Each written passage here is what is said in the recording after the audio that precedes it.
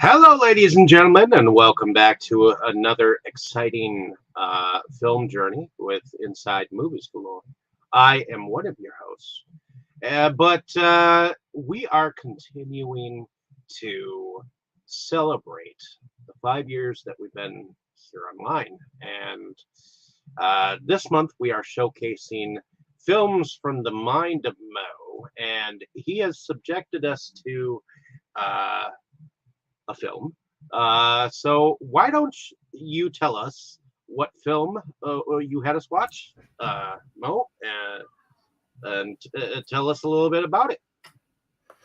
All right. Well, tonight we're going to be checking out the 1974 Dick Rippin classic, The Street Fighter, starring Sonny Chiba as the Street Fighter, or Terry, or whatever his name was in the Japanese version. I've already forgotten. It's my first time watching it that way. This is a film that was directed by Shegehiro Ozawa, who did a fuck ton of like Japanese historical dramas back in the day, I guess. It was written by Koji Takada and Morihiro Tori. It stars Sonny Chiba. It's got music by Toshiaka Tsushima. It was distributed by Toei. You know, you guys all know them because of Power Rangers and the like, or Super Sentai rather, Kamen Rider, all that good stuff. And lots of samurai movies. And it runs a cool 91 minutes. It was picked up by New Line Cinema and released here stateside at some point in the late 70s, or mid 70s, excuse me. It was one of the first films that was successful for them as far as titles that they distributed. So it is kind of neat to know this had a hand in building the house that Freddy built or whatever. It's the first film to ever receive an X rating for, violent content. And it is notable also for being in Quentin Tarantino's top 20 Grindhouse features, which has absolutely no relevance as to why it's showed up on my list, but it's interesting nonetheless. So I guess before we jump into, our first impressions here, we'll give you a brief rundown of what the movie's about. It's basically about this guy, Terry Seguri, or let's find out what his Japanese name is. Takuma Tsurugi in the Japanese cut. He ends up, he's kind of like this tough guy for hire that goes around doing all types of greasy things, and he ends up involved in this plot to kidnap the daughter of a billionaire and force her to, give up her fortune to the Chinese mafia. That's about the gist of it without spoiling too much. So I guess, Dave, since it's your show, we'll start with you. Was this the first time watch for you on the Street Fighter? What were your initial thoughts, your history with the film, all that good stuff? Honestly, this is a first time watch. But that being said, I have notoriously heard a lot about this film, especially since I am very interested in martial arts films and the history of them. This was on my to watch list. I just didn't get a copy of the trilogy that Shout Factory put out like a couple years ago now, I think, until this last week. In fact, I ended up getting a copy of it Saturday. So I'm glad that I was able to finally sit down and watch it. I watched it in the English dub, so I'm curious as to whether there is a change in how they filmed it, or at least let it play in the Japanese version, with the subtitles and whatnot. They might have actually kept it a little bit more X-rated in that version, or something, but I got a kick out of it, partially because of all of his facial expressions. He's a little bit different than Bruce Lee, and yet he, interesting enough, has his own style, and he is definitely on the more brutal aspect of karate,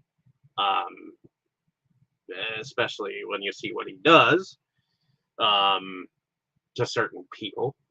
But yeah, and I did get a chance to check out the interview that was on the disc from him of the film, and I know that he did certain styles of Budo and Kendo and Kyosuke, I think it was called. And I guess those are the styles that he did in. So I was mildly impressed with how well this film has kept pretty good, you know. And it's interesting to learn that like they decided to turn him into more of like a hero thing instead of having him be like this totally badass. You never knew what the fuck kind of person he was, you know, kind of person. Right. Yeah. That was the way the studio went in the end. Like instead of him being like this vigilante that you just do not care for. I love him, but yeah, it's I think some of that's on Sonny Chiba's end as well. I know he's not the hugest fan of the Street Fighter. I think he really wanted to be doing more like Kurosawa style movies, and he did several of those, and he's good in them. But I don't know. I don't see why he's like disappointed in this first Street Fighter movie. But I guess it goes a little bit against his ethics or whatever, which is fair. It's a pretty fucking greasy film. But yeah, that's pretty much my first impression of the film. I mean, I think it's a good selection to sit down and watch of a karate film. So, right on, man. Which is different from a kung fu film. It is, yeah. This is probably the film that most clued me into that as a youngster. So I guess we'll just go down the line now. We'll move on over to you, Brandon. Was this your first time watching The Street Fighter? If not, what's your history with the film and your general thoughts? Oh, no, this is my first time. I've had the trilogy sitting in my collection for a while because it's been on my list. I am a martial arts movie fan for the most part. Really love the Bruce Lee films. And I had heard that this also has some similar choreography as far as the style goes, because traditionally, your martial arts epics were very, they jumped around a lot. Even taking down small mooks took forever, and Bruce Lee kind of brought that to a different level by saying, no, this guy is supposed to be the martial arts master. The mook should be going down quick. And they kind of carried that kind of over to this as well, where Sonny Chiba's action is, it's very to the point. When the mooks come at him, he takes them out real quick, and which is minimal movements. It is brutal, but to me, the most fun out of the trilogy, because I went ahead and just watched all three back to back. I kind of like him as that anti-hero character that they built. That he has some sense of right and wrong, even in the first movie, but he also is willing to work for some unsavory characters as well. And I mean, shoot, that whole vengeance plot that starts at the beginning and carries over even into the second movie is pretty insane right there. And I really enjoyed it. Matter of fact, I considered this the best of the three. I didn't care as much for the other two, though they had their moments. So definitely worth the watch. I was going to watch it, and you gave me the excuse to, so that's awesome. Oh, yeah. Right on. So moving over to you, Kroll. Was this? I assume this was a first-time watch for you, yeah? What were your who's Kroll? Or Ryu, excuse me. Ryu. Okay. So this isn't Street Fighter. This is the Street Fighter. I'm in the wrong movie. No, I'm just kidding, guys. It was a joke to put Ryu because he's, if you know of Street Fighter, the video game and the movie, one of the main characters. So I just jokingly chose that name. But this is actually a first time watch for this movie. I love martial arts movies. Every martial arts movie I've ever seen except for one. Yeah, this was now I don't know what happened. I put in for this movie, and Roku decided that I know how to speak Japanese and gave me the Japanese version with no subtitles or anything. I put on captions in English so I could follow. For some reason, the captions were delayed, so I was reading it like it was dubbed, honestly, because it delayed. You know, that there were already somebody else was talking when I'm reading what was the first person was talking. You know, I'm Oh, sitting that's a like, bummer. I'm sitting there saying like, "Will you hurry up and give me the?" And then sometimes they didn't even give me a closed caption of what someone said, so I missed some of the dialogue. But I still got what the movie's about, and I still got the majority of it. Um, but yeah, the fight scenes were well worth the annoyingness of the way I had to watch it. Um, his facial expressions, I don't love all of them. Some of them I actually laughed at. It would just looked like he was constipated. I mean, yeah, he definitely had some weird uh, facial expressions. Some of them were really cool. You know, they were very big variety. I mean, I swear he must have had like what 100 facial expressions into the movie. Yeah, he Um, gets into it gathering so his chi for those moves, man. It's yeah, Right. I mean, it's great. pretty cool. Now, I like besides loving to watch martial arts, I actually took 4 different forms of martial arts. Never too far into to like be any kind of master of anything. It's more basics, karate, self-defense karate, which is a little different, taekwondo, and praying mantis kung fu. So I know a little bit basics. Like his main punch there is a tiger paw punch. Um, a little variation with his finger up, giving probably a little more power to it. I'm not exactly sure, but um, yeah, it's definitely cool. Um, and obviously, I knew his style wasn't completely karate, even though they call it karate. I'm like, yeah, there's definitely more to it than karate. Yeah, it's got Karate a isn't. fusion thing going on because Yeah, Sonny Chiba is biracial or whatever. So yeah, he's supposed to be Japanese and Chinese in the movie, so Shoot. I yeah. don't know why. I'd expected you to watch the English dub of it, especially considering, martial arts movies. To me, they feel better even in the English dub than they do in the oh, he's original gonna have language. so much fun when he Well, it eventually was rewatches it with the dub because the dub is quotable as fuck. Yeah, I was gonna say, you usually yeah. watch the dub for everything else. Well, why not this? Well, I would have, but I started it and I was just like, you know what? I don't feel like looking around for this, and just there was like 3 other websites that had the movie on my TV, and I was just like, whatever. I'm just gonna watch this, right? Hey, I actually put it on talk what's read, and I thought that my TV was gonna talk it, which I thought would be interesting, but it didn't. So that didn't work. Um, so yeah, I mean, I don't. I think it was a martial arts movie. Um, so I can get enough of the story that I don't have to worry about it because there was a lot going on. You And should have Good. you should have watched the link that Mo put up to watch it on YouTube. It actually played perfectly. Surprisingly good quality. Yeah. well, then I would have to watch it on a tiny screen. And well, who Well, There wants you to watch go. But I martial arts mean, on a tiny screen?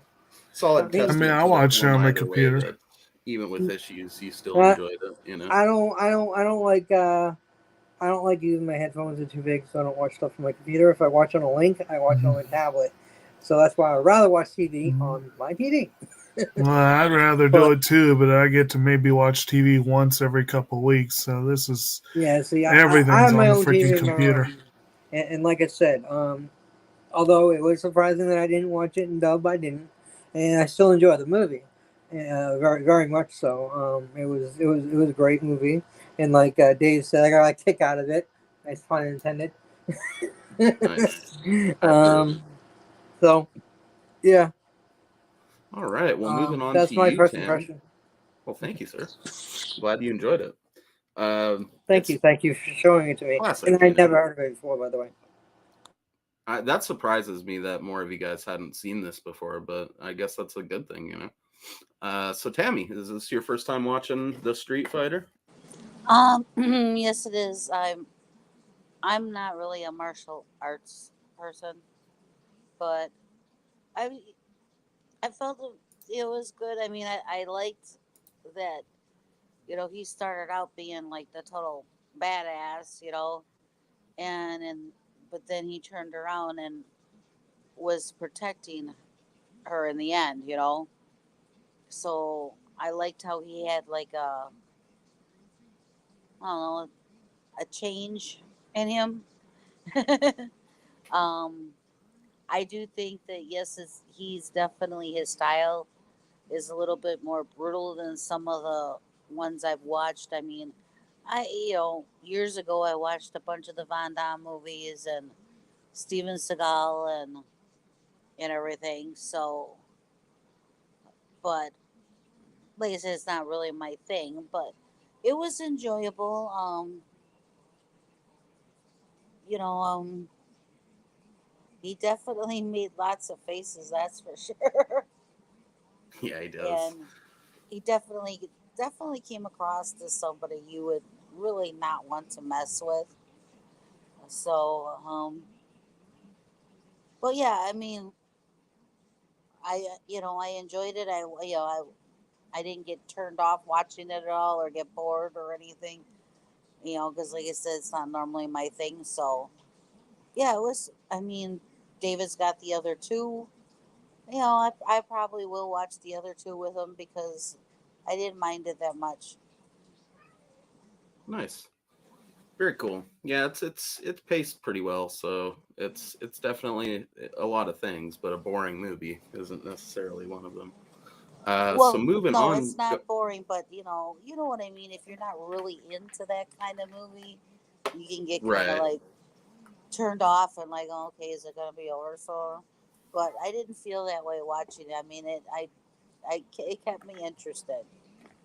Very cool. Very cool. That's always a good point in the favor of any film. So on to you, Jake. Was this the first time with the Street Fighter for you, and what were your thoughts? This was my first, after a fashion, my first and second time watching this, sort of. I'll get to that in a minute. I'm going to have to debate that point of whether this is a boring film or not. I first tried watching the link provided by Brandon in the English dub, and I was asleep by the time the credits were done. The opening credits were done. I came back around a few minutes, a little ways into the movie, and saw the second half in the English dub. So I wanted to watch the Japanese. Oh, and also there were some serious tracking issues with that dub. I don't know what it was. I don't know if it was the Brandon. I'm going to assume it had something to do with the way my computer was playing it, or you might have said something about it. There were some serious tracking timing issues on that one. So it might have just been the way it was playing. But then I was like, I'd like to give this a stronger shot, and I'd like to see the Japanese to see if it's any better. And I did have time today to do that. It still had trouble holding my attention the whole time. I did enjoy it a lot better the second time, but yeah, the plot is thin. The violence is brutal. There's not a lot else there.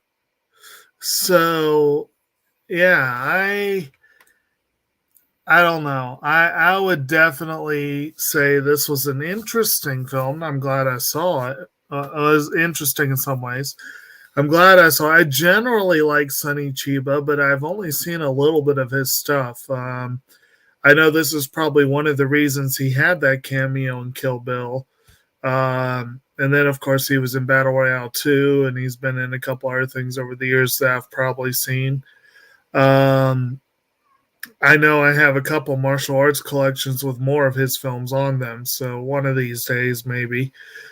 And actually, Mo, I was curious. When you picked this, were you in any way remembering or cognizant of the fact that we are about 2 weeks from the anniversary of his passing? Not at the time, actually. I just threw this out because it fit the general sort of journey I wanted to take us on through, films that represent different areas of my fandom or whatever. But yeah, we lost Sonny Chiba to COVID, apparently. Yeah. So, just slightly less than a year ago. Yeah. 82 years old though. He had a good long life. Oh yeah. And his filmography, it makes him immortal. I mean, there's so many of these good old classic ones, and then apparently newer stuff that he cameoed in or whatever. I've not seen much of that, but I've seen a ton of the ones from those old, martial arts collections, and they're usually always pretty fun. Sonny Chiba is a dependable dude. Well, then I'm glad that Shout Factory actually was able to get some interviews in from him on the collection. So, and I'll admit that might be a worthwhile collection to grab at some point. I can definitely see. Mo, you it's mentioned not expensive either. Usually on the sale, you can get it pretty cheap. Yeah, but Mo, you mentioned some of the historical the data about this one. I guess the historical import, and it'd probably be worth having in the collection, if nothing else, for that. But I think, like I said, I got more out of it the second time. Chiba is entertaining, even if he is unlikable for much of the film. All those facial expressions are entertaining, and it did put me in mind. I briefly studied karate years ago, and our instructor, I think, belonged to the Sonny Chiba school. He basically was, even though we didn't actually do anything brutal, he taught us to defend ourselves no matter what the cost to your opponent, basically. I remember him saying, if someone brandishes a weapon, you need to drop them. And I'm like, okay, well, this is a pretty a hardcore lesson for, I think I was like in 7th grade. It's true shit though. Yeah, but like it says on the poster there, if you got to fight dirty. Just rip that dick. But I remember I was thinking about that when I was watching this. I admit the girl that plays Sarai is very nice. But his friend, oh God, that guy annoyed the hell out of me. Is that guy in some of the Bruce Lee films? I couldn't remember his name actor-wise, but I swear I've seen him before, and I've seen the guy that was in the second movie that was at the salon or whatever it was that was saying he was a fourth Don or whatnot. Dan, he was I swear that Rat Nose was played by Goichi Yamada. And he, what else has he done? He did a fair number of things. I love when they're doing their workout together. One of my favorite parts of the movie. But anyway, like I said, it was kind of interesting. I do think that there was some entertainment to the dub, but that I probably got more out of the original version. And I did enjoy the 70s porn style music. That was fun. Hey, dude. That theme track is a banger. Oh, yeah, the theme is good. Yeah. So overall, gladly saw like it. you said, even it might hit you different in the future, and even if it doesn't, just for historical purposes, it's a solid film to have in any film collection, because it is influential on many levels. It clearly left an impact on Tarantino. I know it's featured them, I think, in True Romance, isn't it? Where they're like, I going think to they the Sonny were Chiba watching it, marathon and yeah. shit. Mhm. So, I mean, there's that obvious connection there. The fact that it is an early film from New Line and one of their first films that was financially successful that they distributed is huge. Mhm. Obviously, New Line Cinema would go on to be mostly known for like Freddy and that stuff, but just a huge film studio for a while. And were it not for early successes like this, that probably wouldn't exist. The obvious, similarity to the title of the Street Fighter video games is not, coincidence. I guess those games were named, as a nod to this Right. film. They just dropped the from the beginning of the title. Mhm. So it's just, it's got a lot going for it, and in terms of just being like a cool piece of film history or pop culture history, I guess. It's definitely responsible for popularizing Sonny Chiba with a lot of us over here in the States. If they had released any of his later movies just at random, it might not have had the same effect. But I, for one, from the first moment I saw Street Fighter, was an instant Sonny Chiba fan. So it led to me checking out majority of his other stuff, or at least the classic shit. Well, like I said, Tarantino is known to be just a huge fanboy, and he loves to cast his favorite people. And like I said, my introduction to Chiba, I think, was his role as Hattori Hanzo in Kill Bill. And I've always liked those scenes. It's really one scene, if I remember correctly, but I've just always liked that scene. I don't know, and partly it was because Chiba did such a good job in that very small role. But I yeah, don't remember him in Kill Bill. So to me, yeah, this felt like it was my first time watching him. he But was the sword maker that. obviously Yeah. I've seen Kill Bill, so I've seen him there. But yeah, I was very impressed with him. Like I said, not 100% fan of all his facial expressions, but he had so many that there was a lot I did like. So at least there's that. It was impressive that he had so many. But yeah, it was. He was. I definitely would like to check out more of his stuff. Because yeah, he's just really good. It's great when you find someone that um is a big star that you haven't seen. You get to check out a lot more of him. So I'm looking forward to checking out more of him, and I definitely want to start with the second and third Street Fighter, um, and hoping that the rest of the story of the first movie gets finished, because I was kind of like, wait, that's it. It's not over yet. Yeah, I mean, he was I guess, a solid alternative to Bruce Lee. And this movie actually was my introduction to Sonny Chiba as a young lad. It was one that I found out about from my dad, actually. I was at his house, and randomly he had it on VHS. And so I just popped it in one night, probably out of shit to watch, or like he wouldn't take us to the video store or something.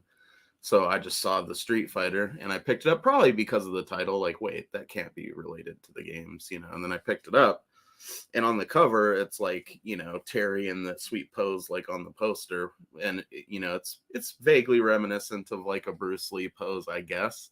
So there was that immediate connection of like, oh, is this one of those like cheapo Bruce Lee knockoff movies? And so I popped it in pretty much thinking it was going to be garbage.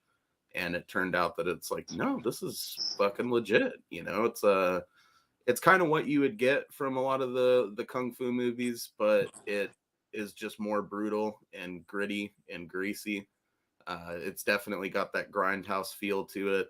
I like that it added in, the ultra violence of something like a Lone Wolf and Cub. I'm not sure if I'd seen those at the time. I think I was like, don't even know how old I was the first time I saw this, but I feel like I saw this before Lone Wolf and Cub. So it might have even kind of primed me for the idea that there could be martial arts films that brought the bloodshed, you know, because you don't really get that in most of the other shit. I think No, you like the don't. bloodiest things I'd seen was like mostly suggested violence or gore, like in Rumble in the Bronx when they have that trash bag full of that dude they put in the wood chipper or whatever. You don't actually see anything. It's implied, but it's still pretty gnarly. Or like him getting the claw marks and Enter the Dragon or something. I think that was like the most violent shit that I'd seen in a martial arts film at the time. And this blows that right out of the water. I mean, you got dicks getting ripped off, people getting their eyes gouged out, fucking skulls punched into oblivion, you know. So it's kind of obvious why this would immediately appeal to me. But Sonny Chiba himself definitely felt like a legitimate alternative to Bruce Lee, I guess, if that makes any sense. Like, it didn't feel like he was trying to bite Bruce's shit. It definitely felt like he was doing it in his own way. And that felt pretty cool. Mostly seen a bunch of the real crappy, like, faux Bruce movies that they would make for a long time. It would be like some guy named Bruce Lee that kind of vaguely resembles Bruce Lee because he's also Asian. And you know what I mean? Like, they did a ton of those and they all pretty much suck. But this on the surface appeared to be that. And I was pleasantly surprised to find that wasn't the case. So that's kind of my introduction to it. And then it's just since became like, you know, a regular revisit for me, especially this first one. It's been a long time since I went through the whole trilogy. I think at least like probably 3 or 4 years. But this one I tend to hit maybe once a year because it's just simple, straightforward, ass-kicking action. You toss it on, it delivers every time. So, yeah. Anybody else got anything they want to add in terms of initial thoughts before we break out the step-by-step real quick? Yeah, I mean, I loved. I actually enjoyed how violent it was. You don't get that in typical martial arts movies, like you said. It's more into like horror movies and stuff. But it added something extra, and there's a couple. There's one scene in particular that I was like, oh wow, and well, I'll mention it when we get to it, and yeah, it was definitely a great scene. I'm sure guys might know what I'm talking about right now, but yeah, I just wanted to mention that I actually enjoyed the extra punishment this movie gave out. Oh yeah, it's definitely the most obvious thing right up front that sets it apart from a lot of these types of films.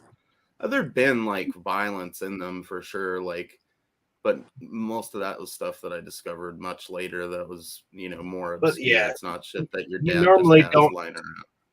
You normally don't see them go for the jugular, Literally or entirely. figuratively. You know what I mean. Yeah, it's a refreshing change of pace. This definitely prepped me for shit like Story of Ricky or Ricky O, whatever you want to call it. Like if I hadn't seen this first, I think I would have been pretty shocked by Ricky O, but you're kind of ready for it after you watch something like this. It's like they took, the shit that you would get from a Bruce Lee movie and added in that little bit of extra edge, like something like Lone Wolf and Cub, which we'll get to next week, obviously.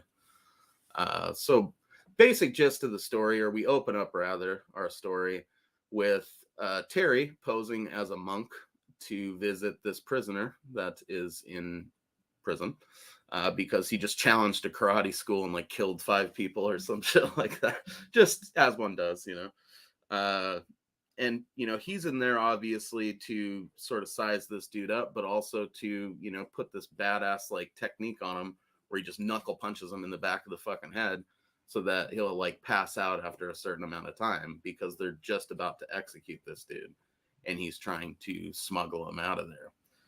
So what do you guys think of our opening scene there with Terry as the monk meeting up with I thought it was pretty interesting how he hit him and he's like he's gonna survive like 10 minutes and then all of a sudden they're about to hang him and then he passes out and then they're like, what do we do? And they're all like they didn't know what to do. They're like, oh, well, I guess we're in the hospital. Now, to me, Yeah. I would think, I just tell them, execute the motherfucker. I mean, you're supposed to execute him. Why would you Well- bring him to the hospital when you're going to execute him? It's about rules that they'd have to Yeah. do. Even was one- here, That it was would one be- thing I did. That was one thing I did enjoy. Briefly, it reminded me of a better movie, but it reminded me of Have any of y'all seen the movie Death by Hanging? Also a Japanese film. I've not. So it starts with this guy who's about to be executed, and the execution is botched, and it launches into this political theater where everyone is trying to figure out, what do we do? And it's like no one knows what to do. And I absolutely love that scene. And this opening scene is much shorter and it's not as involved, but it reminded me of that one. And I did like that. See, I always get like, oddly enough, like almost a Western vibe from the beginning where he's saving him from the hanging and then subsequently like ambushing the ambulance to rescue him. I don't know why. It's just like you could almost picture something similar happening in like a Western. Oh, yeah. And, the whole I idea think there's a reason why there is some overlap between the martial arts and samurai and Western genres. I mean, there definitely is some overlap, and thematically, there's a lot in common between them. Oh yeah, especially with all the different character like archetypes or whatever, and yeah, there's shared DNA between all that stuff for sure, and little scenes like the hanging bit really showcase it pretty well. I like the idea too of him having like, this technique that. Good. It almost reminds me of like the opening of a Django film. Right. Yeah. Exactly. Like some crazy spaghetti Western, all grindhouse style Western film, you know? That's good stuff, man. The slow-mo could have been probably executed better, but for 1974, I guess I'll give them a pass on it. It still adds to the scene, you know, it makes it feel kind of otherworldly and crazy. You just got to remind yourself definitely for a minute that it's like, okay, they did this because for whatever reason, slow-mo probably didn't exist like that back then. So they just had to create it, you know, and they gave it the old college try or whatever. Does it work? Maybe not, but it still looks pretty cool. I liked it. I actually liked it. I was like, oh, it's kind of interesting the way they do the slow motion. You actually saw the hits like connecting and stuff, you know. So it made it feel like it was more realistic than other movies, you know. Where some movies, you know, you tell, oh, he didn't really hit them, you know. Whereas this, yeah, they're connecting, you know. You can see it because of how slow it is. You can see that they're connecting, you know, and it was interesting the way they did, and I really enjoyed it. I thought it was a great directional, you know, great thing for them to do. Right? Yeah, you make a good point too, because like if they did shoot it and just full speed and then slowed it down with like a modern camera, it would lose a lot of that flavor to it, I think. So it probably maybe it could have been done better, but it still probably wouldn't be better if it was actual slow motion, if that makes sense. And that's what basically what I was going to say, and that's basically what this type of movie was. It was showing you how the martial arts was done, and that's something that Sonny Chiba was not before this this film that he acted in was used to doing. He said so in the interview, and he wasn't sure that he could do it, especially as good as Bruce Lee was, because you could tell that you know Bruce Lee was someone that he looked up to, and he wasn't sure that he could like do it the way that they wanted him to, but he tried it. And I guess Sonny Chiba was in fact at one point in time training for the Olympics at one point in time, but he ended up like getting hurt like really bad, so he turned to acting. So there you go. Yeah, I didn't even know that. That's very interesting.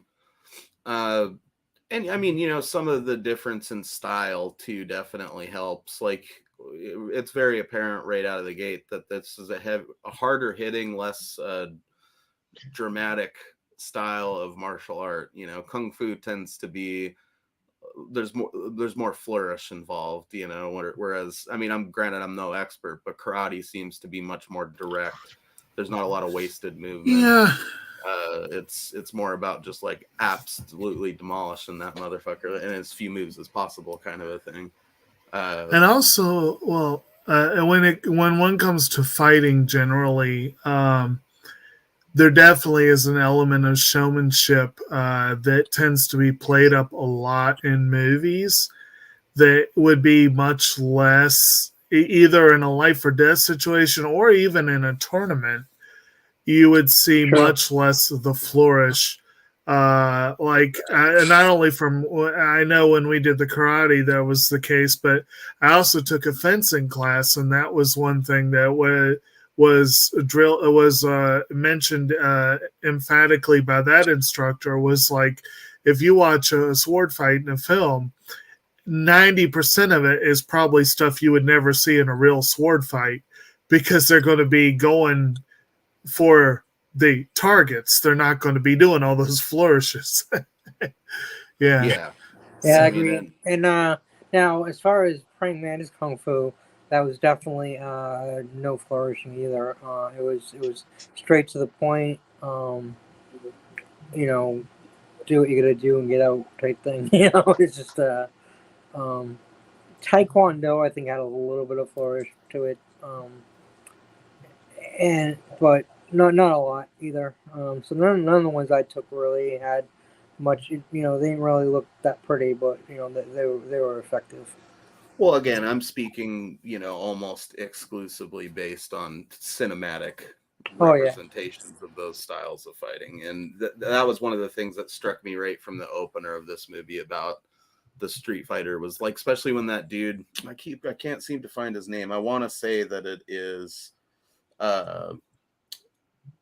Junjo Shikenbaru is the name of the dude. I think they just call him Junjo in the dub. We call in the in the dub version, in the closed caption version, they call him Jinju.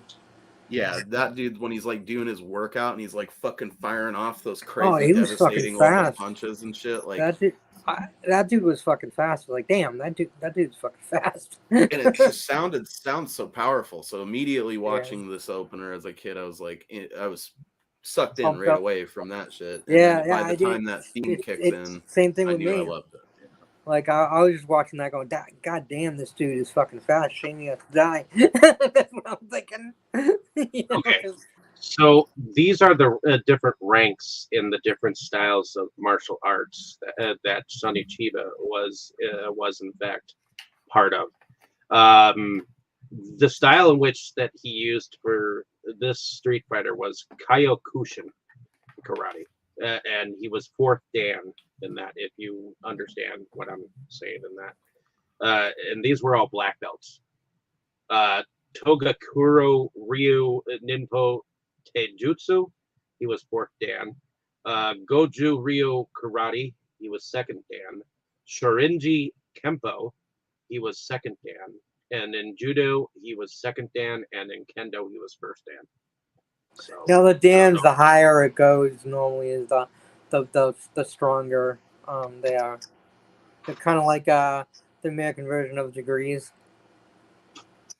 Yeah, I mean, he's legitimately not a dude to be trifled with, Sonny Chiba, and he puts that off in movies even when he's not doing anything violent. You know, very few dudes in Japanese cinema that I'm actually kind of but would be afraid of or intimidated by. I think just to be in their presence, Sonny Chiba would have been one of them for sure. Yeah, he definitely has that vibe of that. Now, some of his. A little bit of his movies actually felt a little bit like Aikido too, but what's that, Tammy? I think part of the reason that I did kind of get into this and enjoy it is I was turned off, like with the Van Damme movies, always having to get like in the stance type of thing, you know, what you guys were saying. instead of just doing it, you know. That's why Oh I yeah. kind of like the Seagal movies, because Seagal really didn't do that much. He kind of like got right to the point too. And He he definitely borrows some stuff from this for sure. and I think that's Especially what I this kind of time it like, struck me. because what you guys were saying, you know, he gets to the point. There is none of this. Oh, we're gonna get in this stance, and then we're gonna get in that stance, and then we're gonna do the thing. You know, it was boom, boom. You know. Yeah, I mean that's it's striking when you watch it, especially when you've grown up mostly on like Bruce Lee movies and assorted other kung fu stuff, and then you see this, and it's like it's not always pretty, you know, but it's what you imagine a trained dude like that might actually be doing if he was just beating the ever loving shit out of a bunch of people, you know. It doesn't feel as fake. I mean, there's still some flourish and showmanship, like Jake was saying, and put on some of his moves in this, but it's not in an exaggerated fashion where it feels fake, you know. And I think that Right. gives You the know, Street Fighter a particular edge that a lot of these movies don't really have, you know. the What's that, Dave? flourish, as you said, is real big, especially in like Vietnam. You know. Oh yeah, he's all flourish pretty much, doing splits between chairs and shit. What I understand about Kyokushin is that particular karate was the first karate that you could actually hit someone, because most of the other martial arts karate moves, you could not like make contact entirely with like there are certain moves that like you could like hit like the groin or the head or something like that, but this was one where you could actually make real contact with, and you know, make some more violent moves with. So yeah, it was about fucking fools up. It's not friendly competition or anything like that, you know. And he does a good job of it. So pretty much, you know, they end up smuggling this dude out of the prison, ambushing the ambulance. Ratnose actually gets in some action in this portion of the film. I always, for some reason, just love him ambushing those dudes, and then he chucks those guys into that fucking drainage ditch. Ratnose isn't his Japanese name, though. Do you know his No, Japanese name? Yeah, disclaimer, I will just be calling Sonny Chiba Terry as well, because that's how I've always heard it. Right. But yeah, you know, they end up taking this dude, and it turns out they were hired by his brother. It turns out they were hired by this dude's brother and his sister to essentially save him, you know, but Sonny Chiba, or Terry being Terry, tries to bilk him for some more cash, you know. He's like, oh, you're gonna have to give me 20 million more yen or whatever before I tell you shit. Like, I got him out, he's alive, but I need some more money. And they refuse, so naturally he just kicks the shit out of them. That's how you handle it, you know. Gives a stiff beating to the brother, which eventually leads to his death. I especially like the part where he's gonna, you know, he's like, oh, we'll pay you later or whatever. And he's like, I'm gonna need some collateral, and he just grabs that chick, and he's like, in the dub, he goes, you'll make out on the streets.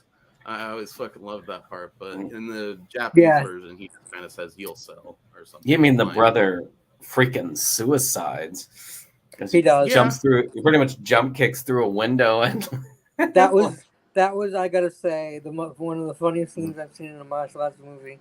I love it. I mean, I don't know if you're supposed to laugh, but I fucking cracked up laughing.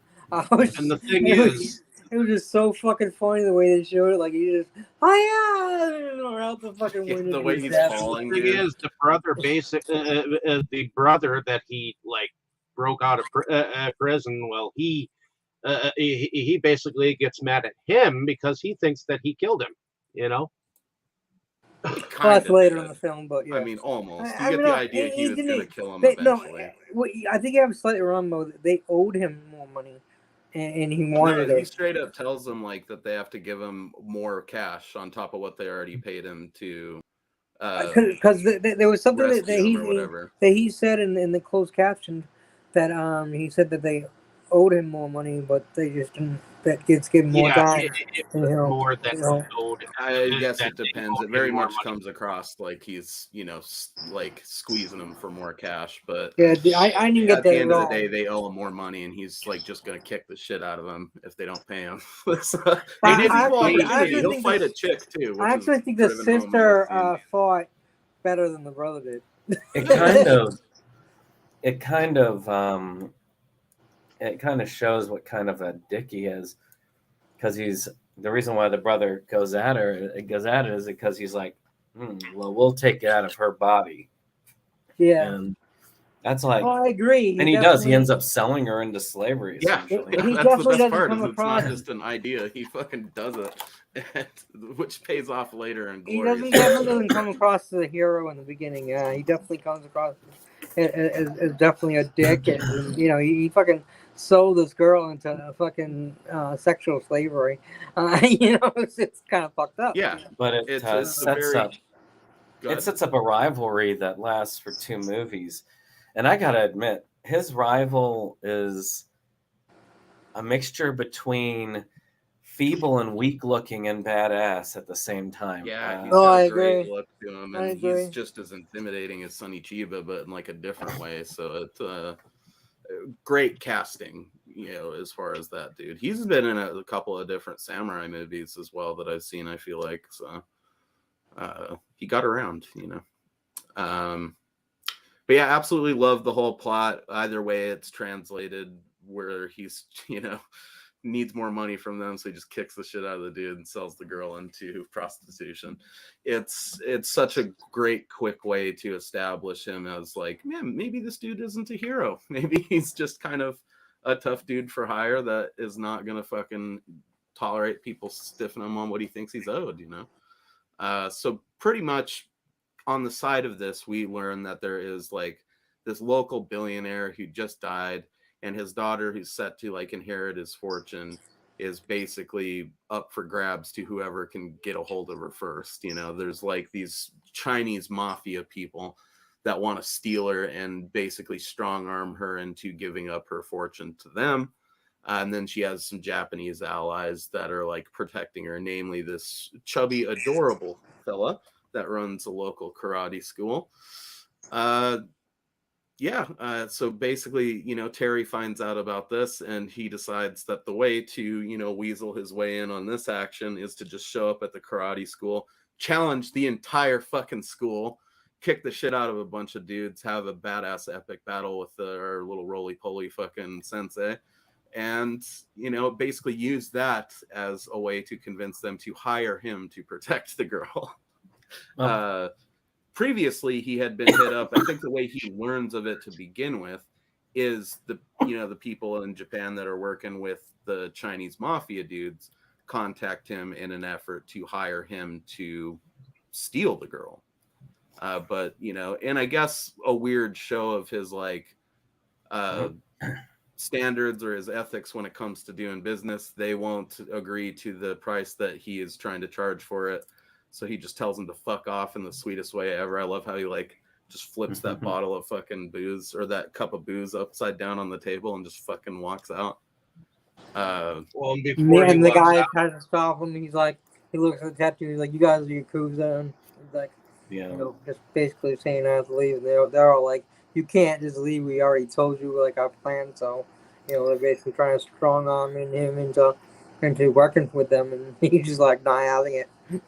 Well, I gotta admit, one of my favorite parts of this, and a lot of the stuff that they show here, it doesn't get as tired as it does in the third and second movie, where they cut back to these things on a regular basis. But I really like the fight between him and the karate master because, one, it shows that he is not invincible, and two, it just feels good to watch him get his ass kicked after the shit he's pulled earlier.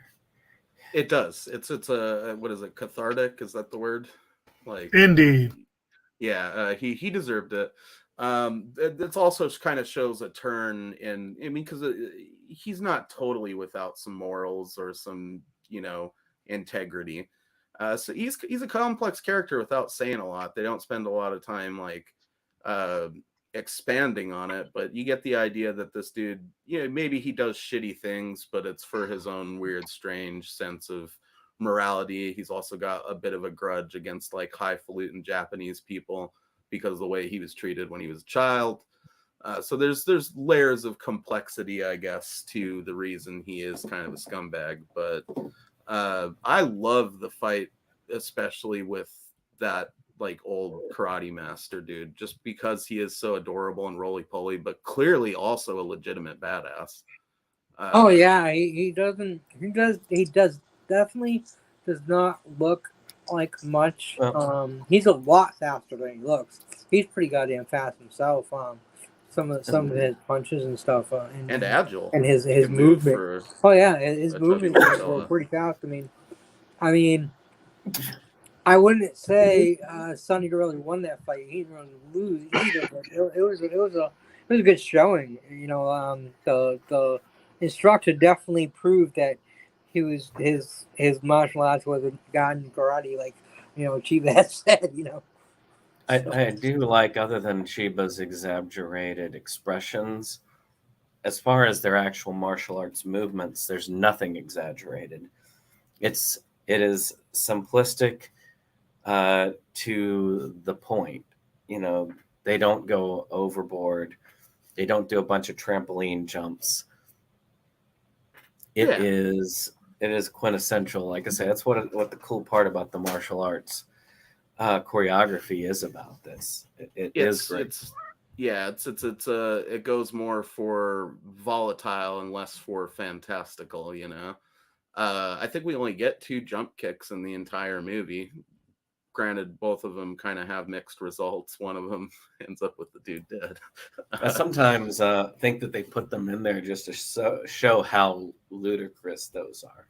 I think so. There is like an undercurrent of humor to the Street Fighter when you really watch it too. And I think some of the exaggerated facial expressions and shit might have been little jabs at Bruce Lee, maybe.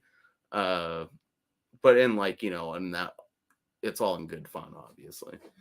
Because clearly there's a lot of Bruce Lee in the DNA of shit like this too. Obviously, Chiba himself was a fan. But I like that it's so different, and I like that they can do things though that are similar while keeping it kind of fun. Especially one of my favorite moments is when Ratnose dies, which we'll get to. But he like kind of pokes him on the nose a couple of times, and then there's like a single tear that rolls down his cheek. Can never not fucking. Pokes him nothing. It looked like he was mining for nose gold. Yeah, he was like wiggling.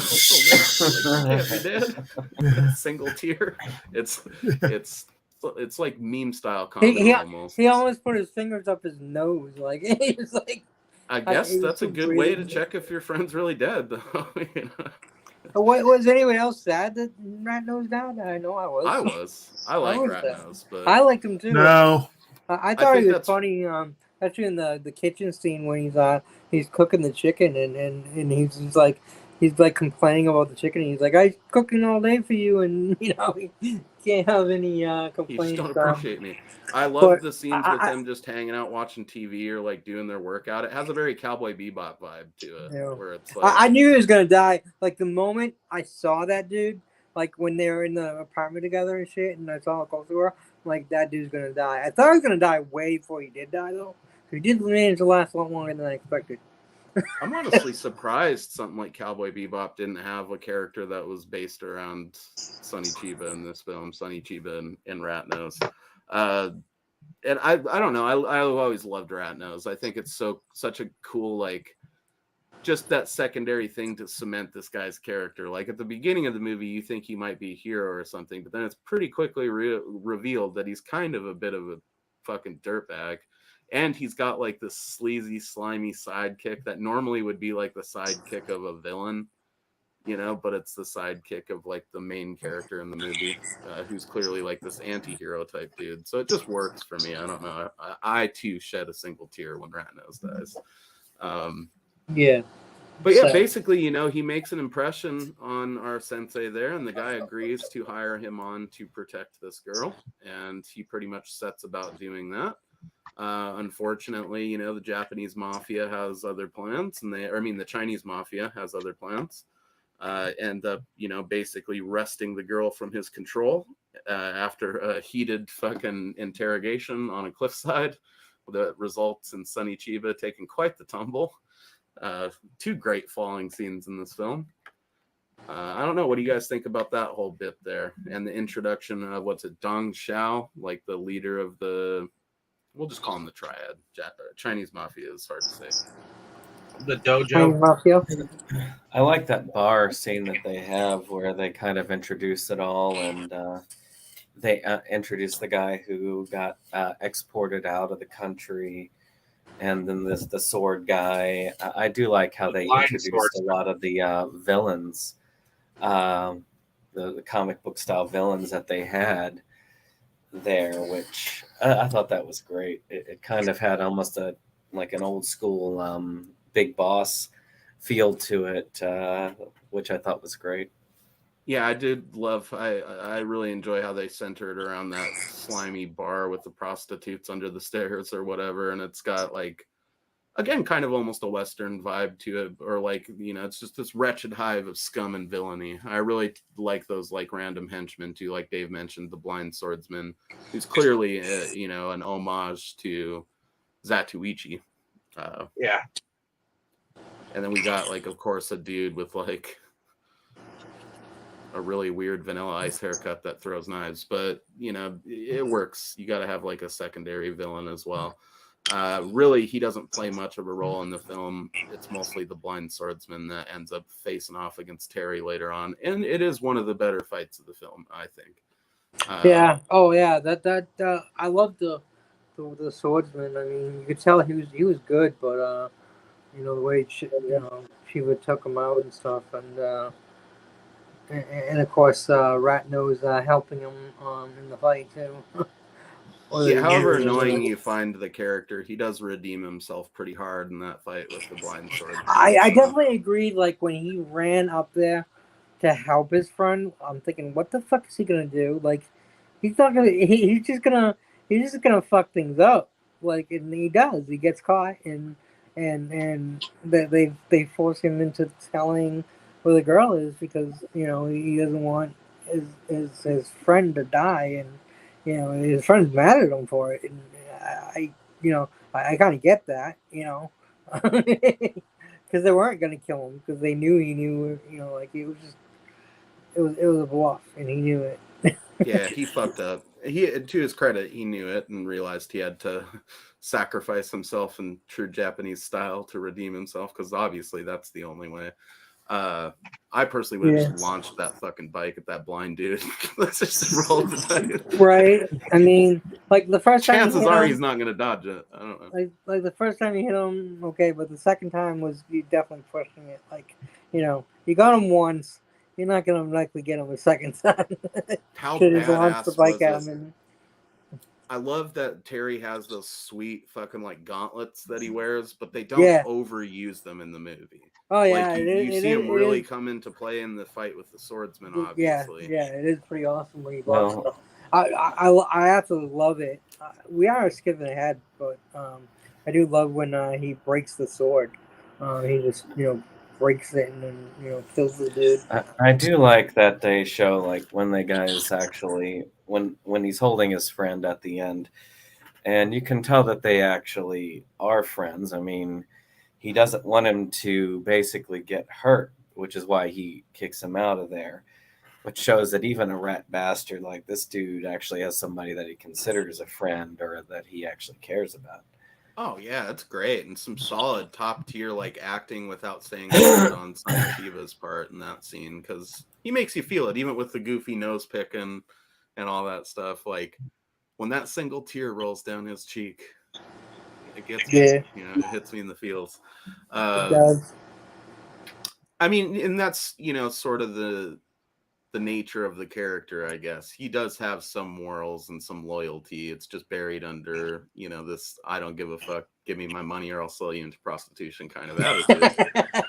And I think that's what makes him an interesting character. Because, as great as it was, Bruce Lee tended to sort of be the same type of dude in all of his movies. And they were all very, very good characters. And there's nothing wrong with that. But it is nice to see that you know, these guys were willing to take the chance and do something a little different with it. So basically, you know, obviously they end up in possession of this girl, the billionaire's daughter, and Sonny Chiba vows to go get her back. We probably skipped some scenes in there. We'll get to all We that when did. we get to the highlights and stuff.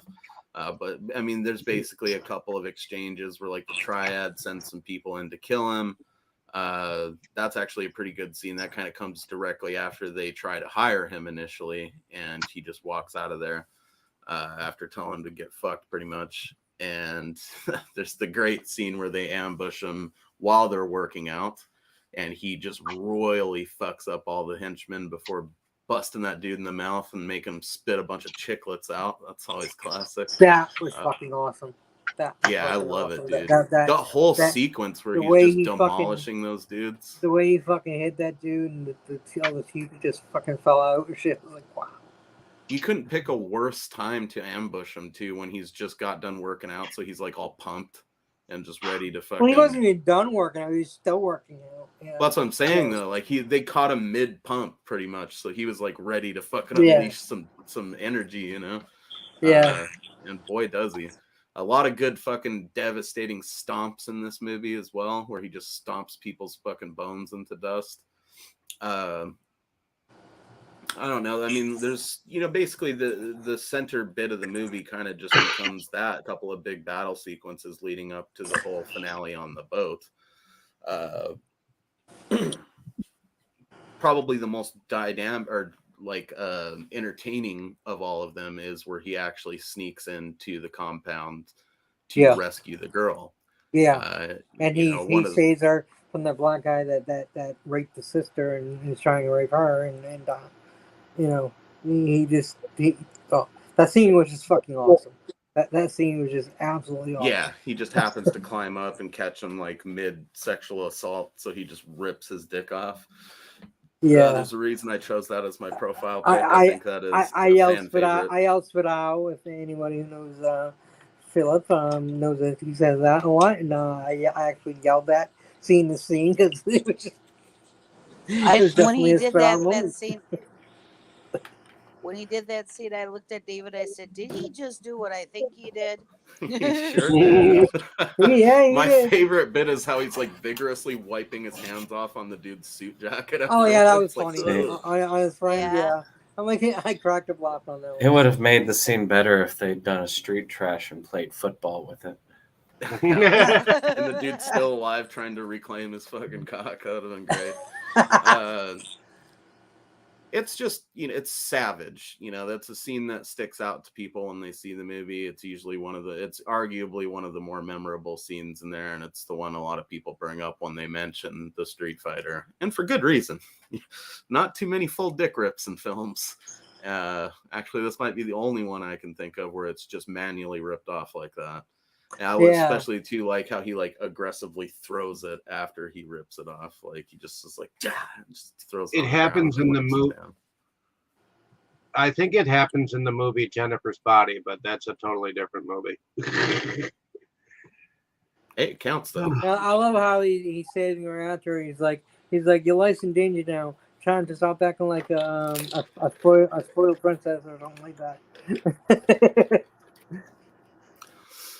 Yeah, I mean, and, you know, basically that all leads up to him getting fucking owned off of that cliff, which is just hilarious. The way they shot the falling in this movie reminds me of like something you'd see in a film from several decades prior, but it just works in a very comedic way that I enjoy. It's cheesy, but it's definitely fun. And that was when he had like his rival come and attack him for the first time, was it? I think that's where they meet up initially for the first time, and they're gonna. Well, okay, when he sneaks the girl out, basically he ends up cornered while he has Rat Nose like take the girl in the boat down the river or whatever. Because then he gets knocked off because he's up on that up on that fence or whatever it is, railing, and he gets knocked off. Yeah, and basically like I think what's his name, Dagshow, or however the fuck you say that dude's name, the triad leader guy with his fat sword, this girthy boy that he was wielding there. Yeah. For sure.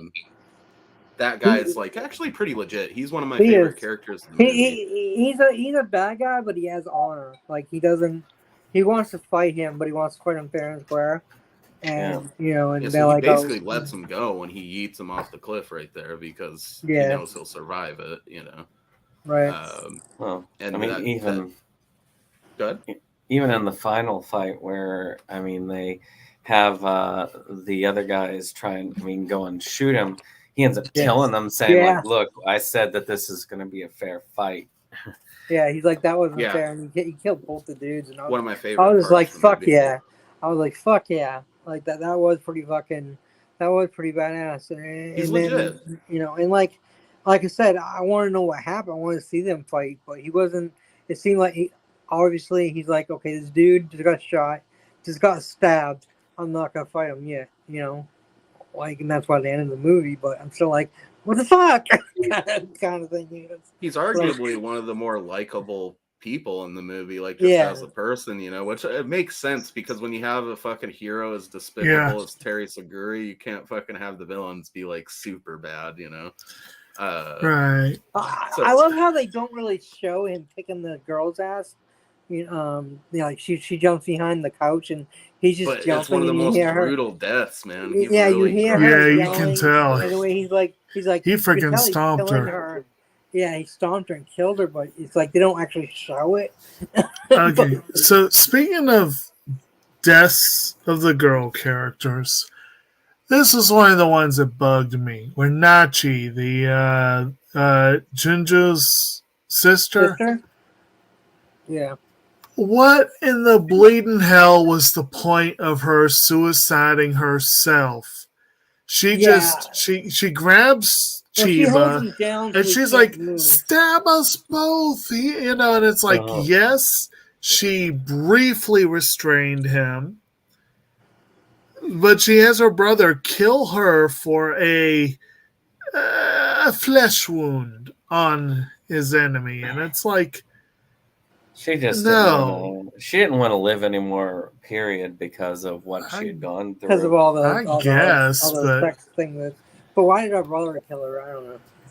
Yeah. I'm not sure why he went ahead and did it. So that she could star in the sister Street Fighter movies. So maybe that was kill her off so that she could be in her own movies. Because in that fight was kind of an unfair fight from the beginning, and he kind of won only because of a kind of, technicality in a way, because the other guy got a little bit too cocky and ended up letting his guard down for that fatal thing. But I am glad that they got laryngitis.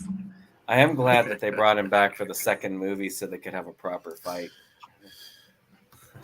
Yeah, I mean, this arguably probably the main downside of the movie is that it does just kind of end almost like a serial or something. Like, tune in next week to fucking see the conclusion. I definitely was like, wait, what happened? What? That's not it. Yeah, I looked at the clock the first time I was watching it. I looked at the clock and I'm like, what the hell do you mean? There's 5 minutes left. They haven't even had the big epic battle, and that big epic battle runs for 3 minutes? It's like the fucking great though. Out in the rain on the deck of that boat, like epic fucking setting for it right there. And it's the culmination of him just tearing through their entire fucking crew while he's fighting his way through the boat too. That's one of my favorite sequences of the entire That's what film. I'm saying though. You have like 15-20 minutes of just solid and endless brutality, one person after another, and then you get to what you think you're building towards this whole time, and it's over in 3 minutes, including a point.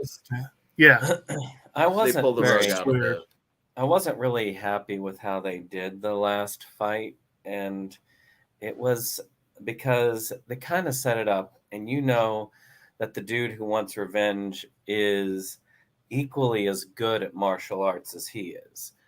They kind of set that up on their first meeting, and he ends up having to fight him handicapped as hell, and then kind of ends it in a cheap way where you had that really cool rain setup. It should have been a They should have gone straight him versus the other guy. That would have been, to me, a much better way of doing that. I I like felt that it's it a has a waste. bit of a dirty slant to it personally, just because that fits the whole sort of, general mission statement of the film. I guess there's not a lot of fairness or really good characters, or it's this is the grimier side of it, I guess. And you got to admit that's a nice throat rip. Not since Roadhouse that I've seen. It was. I will say they did. Gotta make wonder up if for it in the Roadhouse kind of second. borrows it from Street Fighter, maybe. I mean, they did make up for it in the second film, which was, I will give it that, because that fight was pretty epic when they did finally go all at it together. Oh yeah. And I mean, again, really the climax to the movie is sort of the lead up to that. And I really do love when he's just tearing through all those henchmen, fighting his way through the ship. It's like, and I love the setting, it's such an epic setting with them looking all badass and the rain just pouring down. And it's got a very comic book kind of vibe to it, I love rain, so it was definitely great seeing that. So we've obviously missed some scenes throughout, the film. It's really just a bunch of really cool fight sequences mixed throughout, which I imagine we'll touch on as any good martial arts movie is. Yeah. I mean, you did fine even with issues with your subtitles and shit. In reality, Street Fighter, you could probably just watch it on mute with that badass soundtrack playing over it. It's going to be just as fun, even without the dialogue, I will say, I just wanted to know what it was about generally. I knew it wasn't going to be anything mind-blowing, which is why I didn't really worry about finding a dubbed version, because I knew it was going to be the fights were going to speak for itself. Right, and they do. I think I like. They do. They totally do. So yeah, I don't know, man. I mean, you guys have any final thoughts on the film in general before we start breaking down some favorites and talk about production and effects and all that good stuff?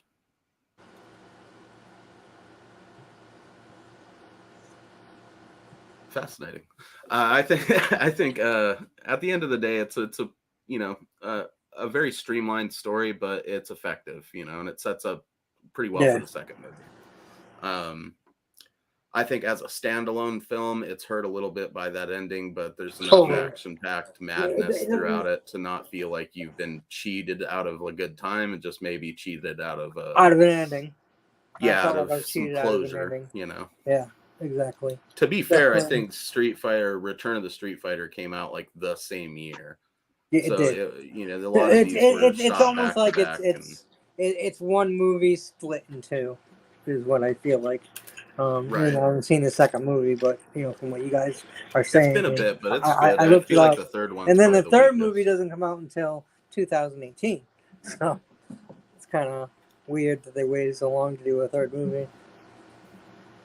So I don't know. I guess before we jump into favorites, do you guys have any thoughts on the production design? Design.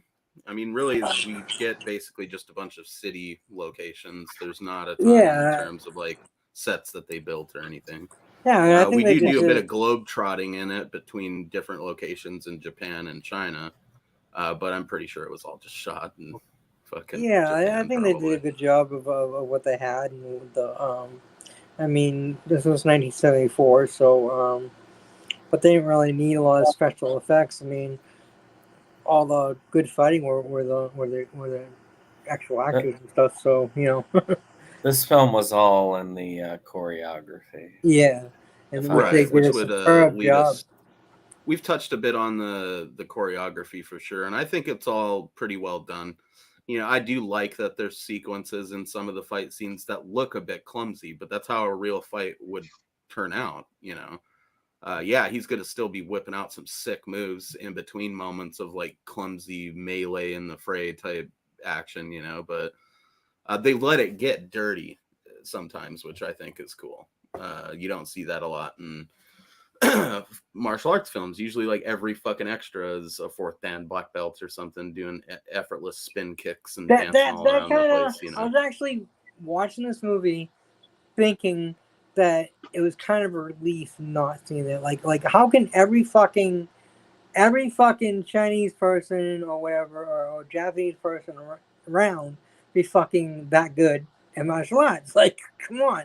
Yeah, they're not Like, all gonna just be fucking Bruce Lee level fucking fighting ability or some shit, you know. So it was nice to see some clumsy dudes. It's nice to see Sonny Chiba himself almost kind of like gracefully stumble his way through the big fucking fights, you know, where he's fighting like multiple dudes. It's not super pretty sometimes, but when he delivers those devastating blows, it's got its own sort of elegance to it. Yeah. Like I said, that's why it kind of reminded me of Aikido, just the way he, you know, some of his moves were just like so final, like, you know.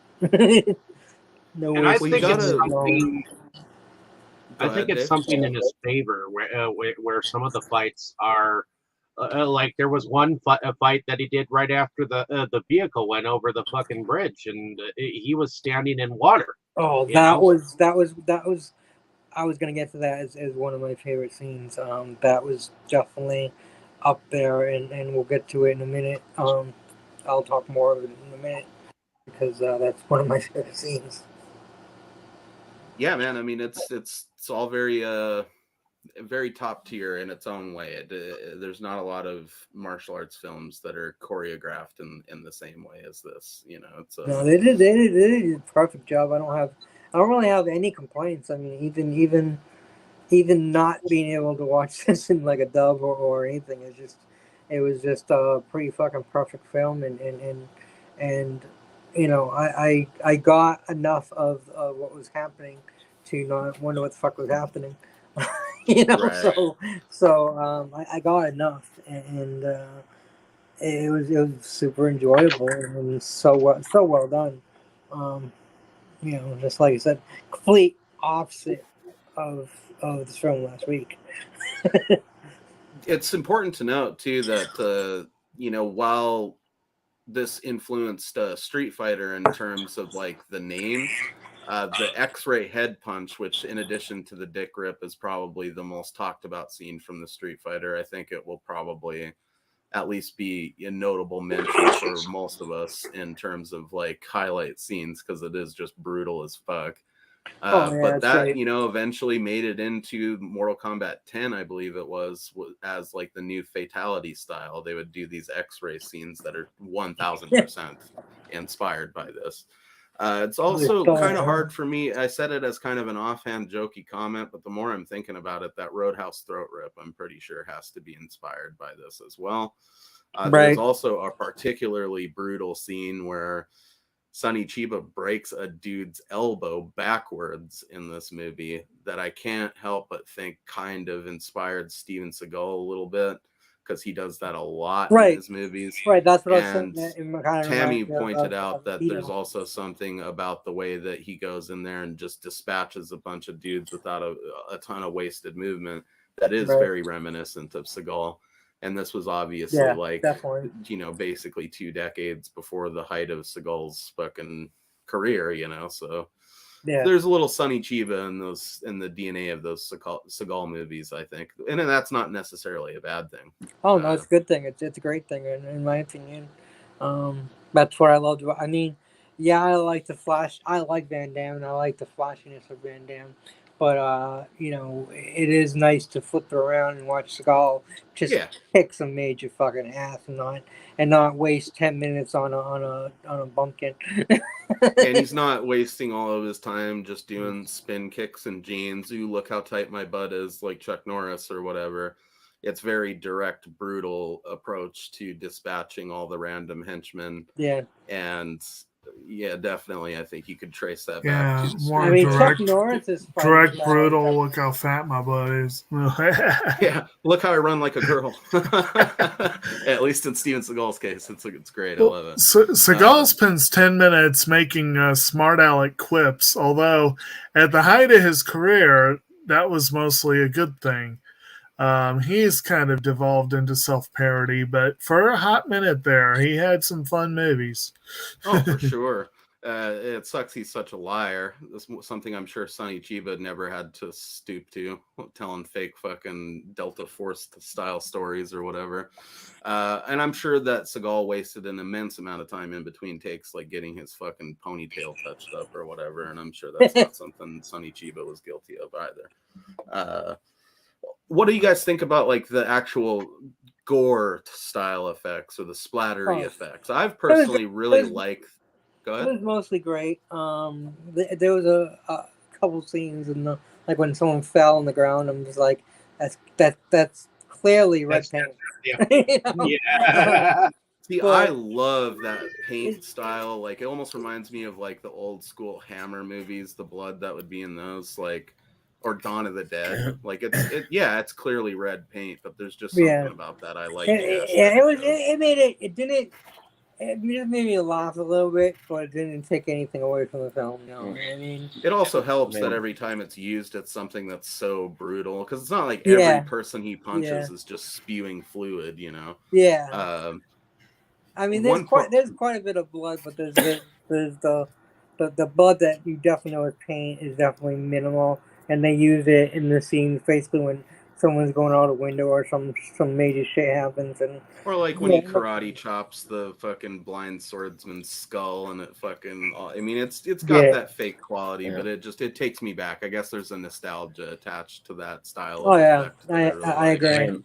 My favorite effect in the series is in the second film, where he basically strangles the dude, and they glue 2 ping pong balls and paint eyeballs on them on the guy's eyes to shit they're bulging. I don't know why, but that one makes I watched that scene several times because I just thought it was so hilarious. It is great. I gotta fucking take a trip through those tonight. I might as well. I'm pretty hyped on this one, so it can't hurt. Yeah, I had something else I was gonna follow that up with. I'm gonna watch the other 2 movies, and I'll probably rewatch this one, but I'll find a dubbed version just so I can get the dub is story. fun. That is something I did want to double down on. I do really like the dub. It's one of those like unintentionally comedic, karate dubs that we're all so fond of. That we love to make fun of. Yeah, the part that I love probably the most is the whole exchange where he's like talking about how he's going to sell that girl into prostitution. Because in the dub, he just goes like he kisses her and then he looks at her and he's like, "You'll make out on the streets." Well, we used to always say that. I read that in high school. I read that in closed captioned, so I still got that. I just didn't hear it, but I still got that feel, and it was I laughed. You know, you guys think Rat Nose is annoying in the fucking regular version too? The dubbed version of Rat Nose is pretty bad, but he's got some funny lines in there as well. I mean, yeah, there's a few scenes where he's a little bit annoying, but I like him. Okay, there was one scene we didn't say or much of when he was basically telling him goodbye, and he's like, find something new, and he says, and a little bit of ice, don't cook chicken. I cracked a laugh when he said that too. He's like, don't cook chicken. I was like, he just went there, didn't he? that was pretty funny. So there was definitely some comedic in here in this movie. That dude. I mean, there's little shit like that. There's like him fucking picking his nose when he's dead or whatever. There's the whole workout scene where he's like doing those fucking muscle ups and Rat Nose is back there and it looks like he's doing it too, but then it pans out and you see that he's like standing on a thing. Yeah. It's got a little bit of a fun tongue-in-cheek aspect to it that I guess probably also helps you take it because it's a pretty serious affair, but at the same time it's fun, Yeah. So I mean, Rat Nose isn't bad. I mean, he can beat up a couple of people. He proved he did, so he's not like horrible. He's nowhere near the level of Terry. No. So I guess we did touch on it briefly, but what are your guys' overall thoughts on the music? I guess we'll start with you, Brandon. I mean, it was the typical music of the time. I thought it went well with it. I mean, 70s martial arts style. It actually went well with it kind of felt right out of a Bruce Lee film with a little bit of 70s extra pizzazz to it. Yeah, I think it's got that bit of a gritty grindhouse vibe to it, a certain quality to the fuzz on those guitars and those instrumentals and stuff that I feel like is a little dirtier than maybe the stuff we typically got in Bruce Lee movies, but similar in a sense. That main theme, especially though, when that kicks in, that like fired me up as a kid, especially. Like I knew that I was interested in the movie when I saw that dude doing his workout in the cell. You know, the whole sequence with him putting him to sleep and that whole gimmick, like, definitely intrigued me further. And then that theme fucking kicking in. Like, there's just so many things right out of the gate in this movie that I fell instantly in love with. And the theme song and the soundtrack in general would definitely be prominent among those. You know, it's got a very grindhouse feel to it. And We definitely just missed having a villain with a big mustache. there could have been some mustaches in here. Yes. Yeah, there probably should have been, but oh well. But No, yeah, definitely. that white dude could have had a big The mustache. theme definitely was classic. I will definitely give it that. It was a solid theme. I think one of my favorite bits musically is where, you know, he's totally basically gotten worked over by the roly-poly sensei. And then he's like having those flashbacks of his dad like telling him never to give up, and we see the The grisly hard in your scenes body, of hard his in your dad's body like and stuff. execution or whatever, and then he like hulks up and the theme starts playing and he does that badass like slow-mo running jump kick. Yeah. It's just such a good moment, such a good use of music, you know. So yeah, I guess that basically covers most of the technical aspects of it, unless anybody else has anything that they want. Well, okay, we didn't even hear half of your guys' thoughts on the music though. What about you, Dave? What do you think of the soundtrack?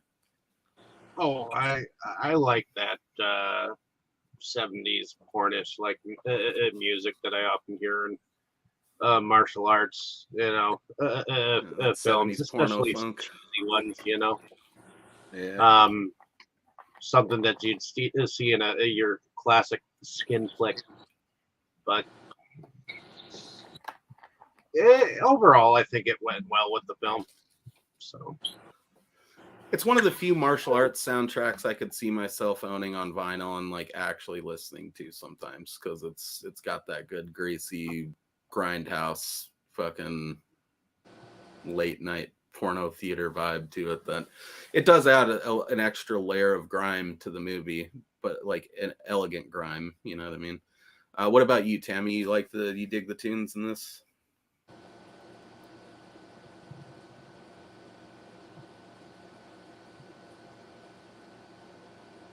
I agree. Tammy, what about you, are you Carl? there? How do you find the music? Yeah, Go ahead, I Tim. was just listening to everything you guys were saying. What are your thoughts on them tunes, Tammy?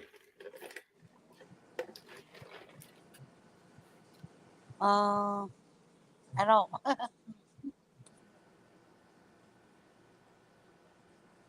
There you go. What about you, Carl?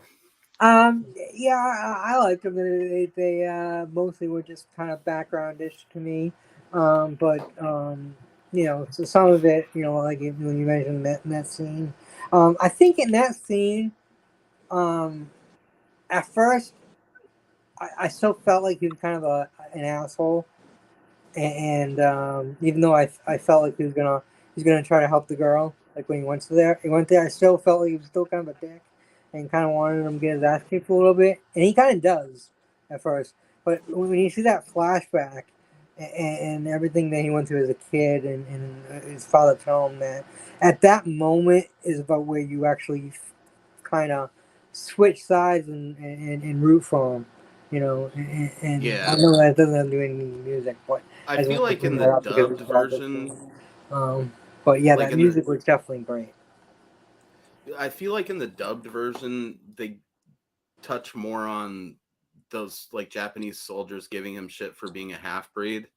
Right. I don't remember if in the Japanese one, if they specifically mention that or not. I think They just do. say They that his do. dad's like a traitor or something. They do. They say his dad's a traitor.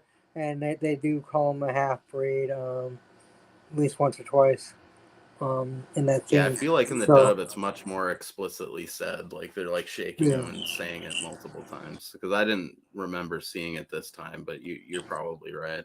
yeah, And so it definitely does give you more of an insight into the character. You feel like he's not just without his reason for being a bit of a prick. He's still a prick, right, exactly. but you can But relate to it a little more. Exactly. You can relate to him a little bit, and you know, you still don't exactly get why he's so against the Yakuza, but you know, he definitely is. He definitely has his. I think he's just generally against people in positions of power that think that their money or their position or whatever gives them Entitles privilege them over him. Yeah. to do, Which to is do kind of whatever they neat. want.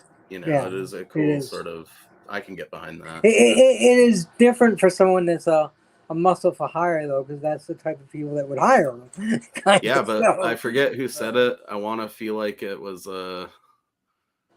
I forget who said it. It was in a documentary I saw recently, but this dude was like, the most punk rock thing you can do is take their money. You know, so Right. the best way to tell them "fuck you" is to take their money. I mean, he you takes know? his money for the girl. You know, he sells the girl to him. And Yeah, he doesn't give a fuck where it comes from. Yeah. So what about you, Jake? What are your thoughts on the soundtrack? You touched on it briefly earlier. You have anything to add to the mix here? No, like I said, I enjoy it.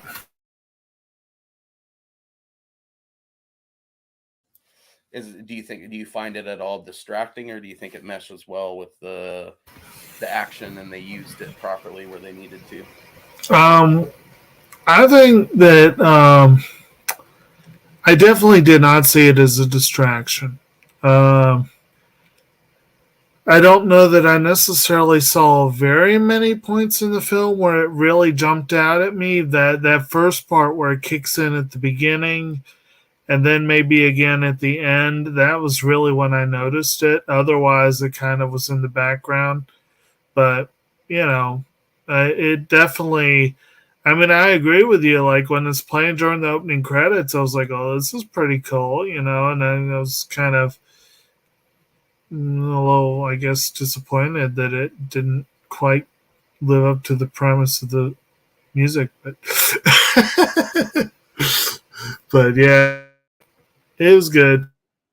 Yeah, I mean, I feel like that scene with him fighting the roly poly sensei is really. I wish I should have really looked up his name. Because that dude is just, I find him a fascinating character, which we'll get to here. But yeah, it doesn't really come into, like you said, the beginning and the end, and then that little bit in the middle. Maybe they were being a little too conservative with the theme. There's probably other sequences in the film where they could have kicked it out there, but you know, you run the risk also of overstaying your welcome, I guess, a little bit with that. So there's arguments to be made for both ends of that, I would say. So we arrive at favorites. Favorite character, favorite scene. We're gonna go with you first, Brandon. I like his partner and the scene where they're working out together. I don't know why, but it's always cool to bring that little bit of comic relief to it. It almost as funny as in the second movie where he gets the other comedic guy who claims he is the like a fourth Dan or something like that, and gets his ass beat. Yeah, those are for sure going down as soon as I'm done with this discussion tonight. It's been too long. I don't know why I don't revisit the trilogy as a whole more often. I think this one is just so strong, and I've seen them before, so I'm not suffering from that like wanting to know what happens next thing. So I tend to just watch this one, but I definitely owe those sequels another trip through here soon. And the sister Street Fighter trilogy, I've only ever seen through maybe twice, so might use this as a good excuse to run those again as well. So anything else? Any other honorable mentions in terms of favorite scenes you want to throw out there? I mean, a lot of the combat scenes, like with him fighting the master and all that, are all fun. But yeah, the one I'm always going to remember most is that workout scene. It is a strong one. What about you, Kroll? Favorite character, favorite scenes, and go ahead and throw an honorable mention or two in there if you want. Well, Terry is my favorite character. I mean, I like I said, it was just like he started out kind of like the bad guy, and then kind of not quite like a good guy, but he was in a way. You know, he was definitely became more of a hero. Just an interesting character all around. I do like Rat Nose, like I had already said. So, but the main character, I still like Terry the best. As far as scenes go, I have three, and they're three different scenes and for three different reasons. The first scene I'll tell you about is the dude killing himself. Just jump kicking himself out the fucking window. Which I just, like I said, I just cracked a fucking laugh, and I'm like, He has so much time to think about how hard he just fucked up too. On the I way don't down. know if I'm supposed to laugh at It's this so good. scene, but I fucking cracked up laughing. I just fucking, to me, that is the best comedic scene in the movie, and I don't think it was supposed to be comedic, but it just came across that way. I mean, how could you just jump kick yourself out the fucking window? It's just like, really? Like, it was just so great, and they kind of do it in this slow motion too, which just made it better. Just made it so much better. Him breaking the glass and him going through the window and down as he's thinking, well, I fucked up, like you just said, you know, and then splatter all over the ground. It was just very, very comedic to me, and I just cracked up laughing. And I have to say, the next scene is one of the best, not fighting scenes, but best action scene is when the vehicle just gets jumped off the bridge and just crashes down. Yeah, that's And wild. and then a ensuing fight scene was definitely some kick ass. Like he's like, all right, you just dropped my motherfucking ass in a car over the fucking bridge. I'm pissed. Let's get this done. You know, like he's not taking. He just not that he really holds back any other time. Just felt like he was even more like Yeah, now he I'm seemed pissed. especially pissed after Yeah, that. especially pissed off after that. And then the third scene when he fucking grabs the dude's dick and rips it off, dude. I'm just like I said, I yelled wow. I'm just like, wow. I can't believe I just saw this. And it was fucking awesome. It was so It's so fucking abrupt awesome. too. Like he's Seeing, climbing up yeah, I mean, the building, and you think and he's you- gonna, he's gonna come in and like save her somehow, if but you you think don't about it, expect you him say, to hey, just this fucking dude rip the that is guy's about dick to rape off. this girl gets his dick ripped off. Anyone's gonna want to see that. They're like, oh, that's fucking like justice, you know, that this dude's You about to gotta try to say rape this there is a girl. surprisingly progressive element to this movie in that Oh yeah. Sonny Chiba is not only willing to fight dudes, but there's multiple occasions Oh where yeah, he he'll absolutely fight the demolishes chicks. chicks too. Yeah, I mean, like I But said, then like the rapist gets the hardest comeuppance of anybody in the yeah, movie. but So that it's- scene, like we didn't really see it when he's killing that girl, but we know he kills her. It's just like wow, like as brutal as this movie is, they wouldn't show that. Like that's the one. That's the it's one. brutal That's already on their, its own, that's though. their line. Like they have a line, and that would cross their line. So I mean, if you listen, kinda there's like interesting. bones grinding and shit. It's I pretty kind of brutal. want to see a director's cut where they actually show that. Like, I just want to see that. I don't know. I'm sick sometimes, I guess. But yeah. That All that solid definitely scenes. just want to see that line where they drew. like really all the stuff you did show, and this is your line. I think it's fascinating that this did get rated X for violence It because is, at it the end is. of the day, I read it's that pretty as well, too. measured. I mean, it's explicit without getting gratuitous. You know, Yeah, I every never kill is like knew. that. I thought See it actually it on was camera. only for sexual stuff. I didn't know there was a rating for Yep, this violence. was the first one, man. You This know, is the is it very the only first one? These No. these days, it's probably I'm sure they don't have more. There was Oh yeah, lots of them. they don't even have that anymore. Well, X is largely fallen by the wayside anyway, and that's Yeah. mostly because most studios and filmmakers don't want to fuck with doing they'd rather do an unrated film than have X or NC-17 slapped Yeah. on it, which is Facts. yeah. Well, porn's always been triple X, so Yeah, but no one's rating. I mean, that doesn't really play theaters anymore. So in reality, Yeah. what Jake's touching on is more the reality. Oh, I is was that saying the same most thing shit's too. not I was rated saying- anymore.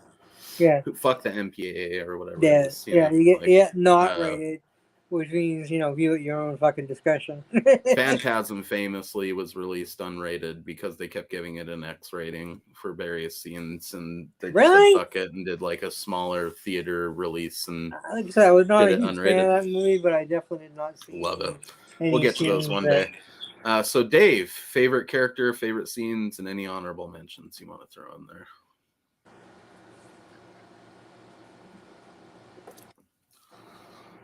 David.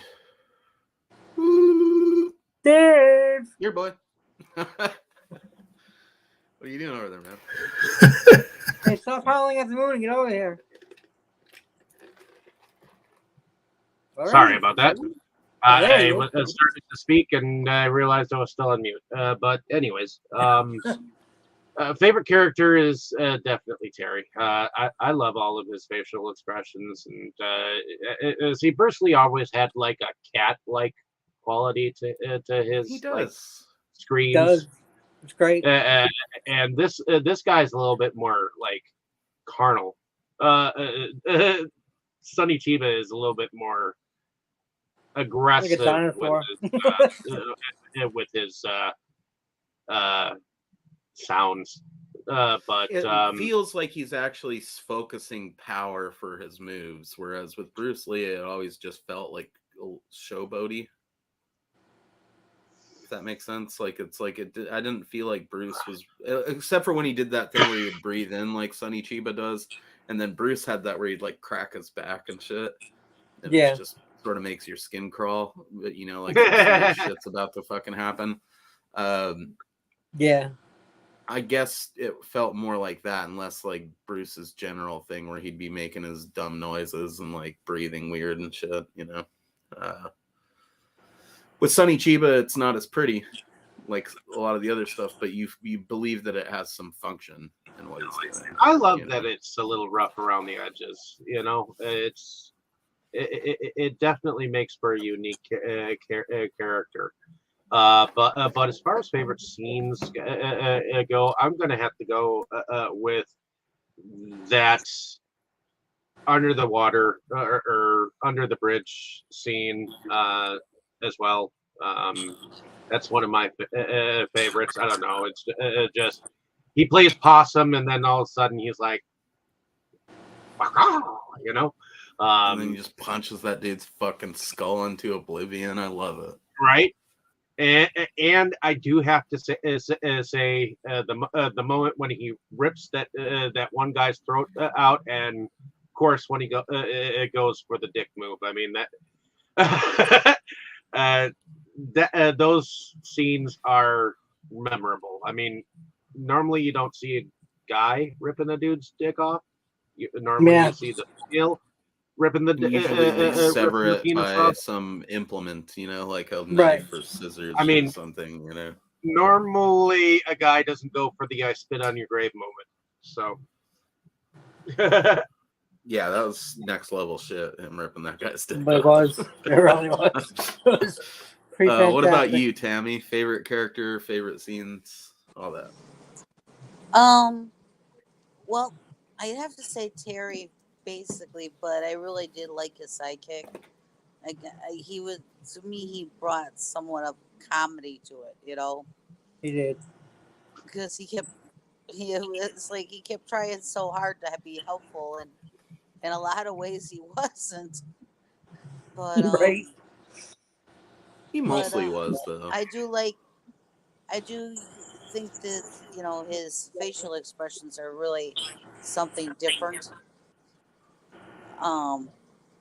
Favorite scenes, I'd have to say, I like the very beginning one, what he does, whatever he does to that guy, and it's like it happens so quick and whatever, and he's telling him, well, you're gonna look like you're dead, and and everything, and it's just like, what? You didn't do much to him, Right. And I think the ending scene, because he kept on going. I mean, he was shot and then he was shot again, and then, he kept on going. He was going to finish this, and I like that he didn't just, oh, I got shot, boom, he's done. Shot and He stabbed, and then right, he just kept on going, and till he got, accomplished what he was trying to accomplish. So, and of course, well, I do like, even though I'm a girl, I like the dick scene. I thought that was awesome because when he did it, I looked at David and I'm like, did he really do that? And David's looking at me and he goes, I think he did. I think that's, that's his dick in his hand. I was like, wow, okay. Well, and he didn't just take a dude's dick out. He took a throat out too, if I remember correctly. yeah, the end scene. Yeah, several things get ripped. He in almost this film. saw some guy's eyes out too. And that's not including the torso of Sonny Chiba either. So. But yeah, Sure I enough. mean, I guess I kind of liked how brutal he was because it seemed more real than some other movies Yeah, because he was so brutal. Yeah, it that- feels if- like if that stuff you makes would sense. actually do to kill someone, not just fancy moves you would Right. do to look good on film. Right, that's what I yeah, mean. it did look he good on wasn't- film. So maybe that's what I kind of liked about it too, because it did like you said, it seemed more real. So I like That's fancy all. Hollywood martial arts too, but yeah. I like that. Don't get me wrong. It might sound like I'm hating on the more flourishy stuff. I enjoy that too. It's Yeah. got its place. Exactly. But there is something to be said about this being a little bit different flavor compared to all that other stuff that we see all the time. So Jake, favorite character, favorite scenes, honorable mentions, all that. Well, I think, well, definitely the finest looking character easily was Sarai, no question about that. What was that? She was good looking. I'm trying to remember. I'm having trouble remembering the name of that guy from Kowloon. Oh shit! I just had it up too. But It's that like Daigsao or Daigshow or some bullshit. It's like Yeah, it's not a complicated name to pronounce, but it's just not a name that for some reason is sticking in my head, even though I've seen it. Dojo? For some reason appears to be highly noted on IMDb either. I don't know. It's Dingsao. Dingsao. There we go. Kowloon Dingsao. I finally found it. He's right at the end of the like credits. a racist thing to say. Why is he right at the end of the credits? That's kind of crazy. But anyway, that is weird. I did like him. I liked his respect for rivalries, his respect for the fight. He did have some honor. I kind of liked Terry, but not. I was more amused by his facial expressions. Mostly, I just thought he was kind of a violent dick. But and y'all already heard that I definitely differ from the crowd on Rakuda. But yeah, I'm probably going to go Dingsao as my favorite character. And one of my favorite scenes as well. I do like at the very end when those other bastards are like trying to jump into the fight by just, killing Terry straight up, and he just turns and kills them. He's like, stay out of it. Yeah, that was great. I thought that was pretty good. And I did love at the beginning. We briefly touched on this scene where the dude faints at the gallows and they don't know what to do. I thought that was pretty amusing. And yeah, the first time that theme fires up and you get that nice little 70s groove going, I enjoyed those. I would say those were legitimately enjoyable moments. There were a couple others scattered throughout, but overall, I didn't have any strong favorites. Right on. Fair enough. Mm-hmm. Obviously, Terry is like a strong, obvious choice for favorite character for me. Excluding him, because we've talked about him extensively during this. My other favorite characters definitely is Kendo Masaoka, however you say that. The roly-poly sensei. Apparently that dude, played by Masafumi Suzuki, is a legitimate like karate legend in Japan from like the 60s or whatever. He used to be in much better shape, but he still looked like he was doing fine in this.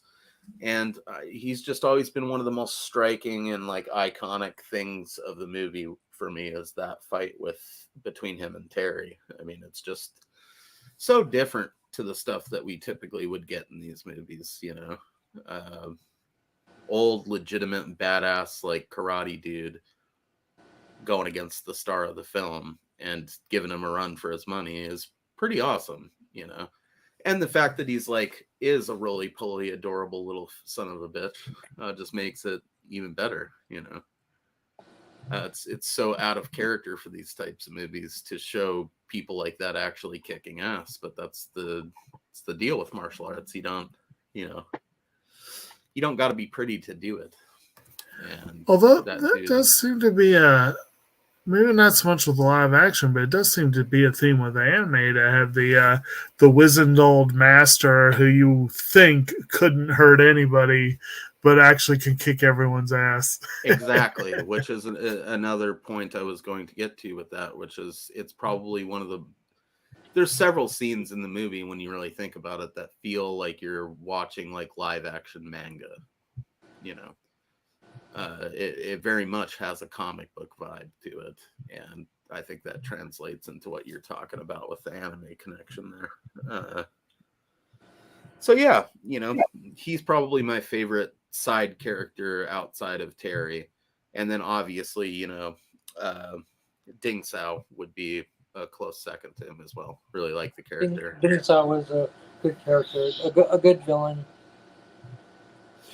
Favorite overall scene, I think in terms of like big battle scenes, would probably be him fighting his way onto the ship at the end. Favorite individual fights obviously would be the fight between him and Masuoda.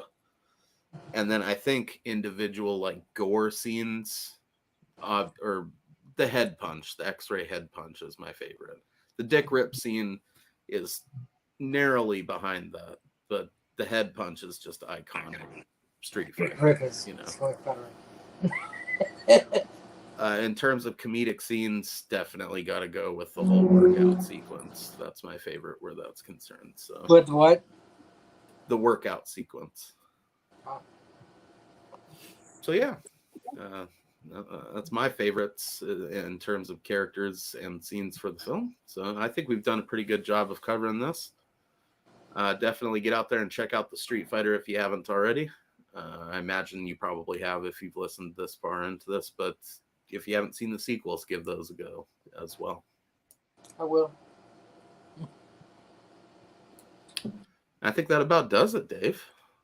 I don't know, unless anyone has anything they want to add. My final thoughts on this: solid alternative to Bruce Lee. Definitely a good entryway into the Sonny Chiba filmography. Highly recommend you guys check out the rest of his films. He did everything from fantasy movies to samurai flicks to other, karate films to, like, I think a couple of dramas even. So pretty varied catalog of films.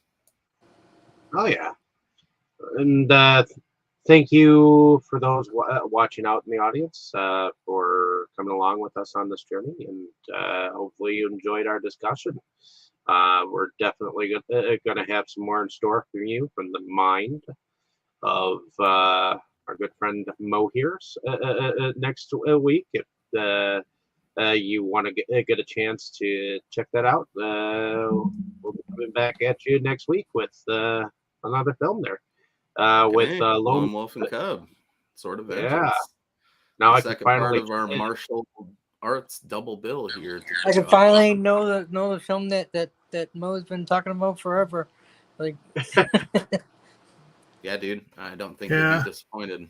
I tried watching it about a year ago. It'll be fun to revisit. After that, we definitely are going to be diving into some other, genres. We got some, fantasy stuff with Hawk the Slayer. We also have some schlocky science fiction with Planet of Dinosaurs. And then we're closing it out with some horror with Razorback. So it's going to be quite the month. Pretty much tried to select a list of films that would represent all of the main types of like cinema that I enjoy, so. Alrighty, and I think on that note, we'll go around and do our outros. So, Jake, why don't you tell us a little bit about yourself and what you do?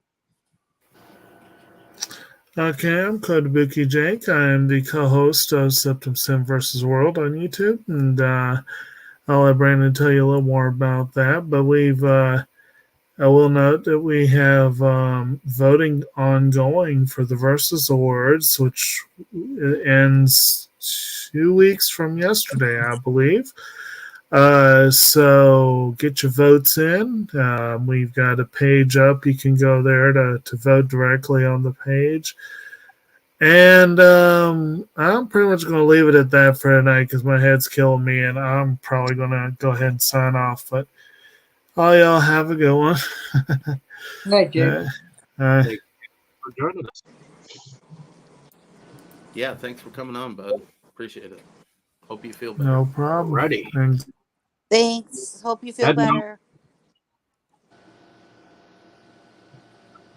Heading over to Mo here, since this was your pick. Why don't you tell us a little bit about yourself and what you do? Well, I'm Mo. I run a channel called Retro Cult Home Video. I do a bunch of full moon content, and I'm going to be rolling out some other mixed media sort of music and movies, television style content here in the near future. So toss me a sub, especially if you like Charles Band or Full Moon Entertainment. And got a lot of cool discussions coming up for that in the near future, and possibly some cool stuff with Chris Seaver, which we'll talk about after we're off the air. Sounds good. Heading over to you, Tammy. Why don't you tell us a little bit about yourself and what you do? I'm David's fiance. I go on this channel and another one, and I enjoy watching the movies and talking about them, hearing what everybody else thinks, and getting the different opinions. I collect stuff myself, and now that it's summer, I enjoy my 1972 Grand Prix and taking her to as many car shows as I could find that I want to go to. Alrighty. Heading over to you, Ron. Why don't you tell us a little bit about yourself and what you do? Well, I'm Rio for this movie, and Pearl normally. And yes, Ron's our real name. I watch movies and TV shows, and I read books and play a lot of mobile games right at the moment. And come on like this show, and also Delusions of Grandeur with Tammy and Dave and some other people sometimes. And I loved watching movies and talking about them. Don't always love the movie. Normally I do. I really loved this one. This was a great martial arts movie. I'm really glad I got to see it and got introduced to a new martial artist that I like. It was definitely a plus on that. And hopefully I'll love the movie next week, but everyone just stay tuned and we'll discuss that one. That's basically it for me. Alrighty. heading over to you, Brandon. Why don't you tell us a little bit about yourself and what you do? Well, because my breathing is short, I'm going to keep this short. SeptumSin versus the world. We are very much in the movies. This coming week is big for us because the Shackled Demon project should be coming up. So you should watch SRS, Sub Rosa Cinema for the distribution info. There's going to be a giveaway coming up soon. And to commemorate that, this Thursday, we should also start seeing digital sales. And we will be, and my channel will have a review up for it. That is also an extra on the Blu-ray. Very excited about that. It's each one of these is going to come with a vinyl sticker and poster. It won't be signed, but it will come with a poster. And there's only going to be 30 of these in existence. So get one while you can. It's pretty good shot on video style found footage horror. So check it out. Alrighty. And my name is David Strege. I'm one of the founding fathers of Inside Movies Galore. So thank you for coming along with us on this fantastic film journey that we've been going on.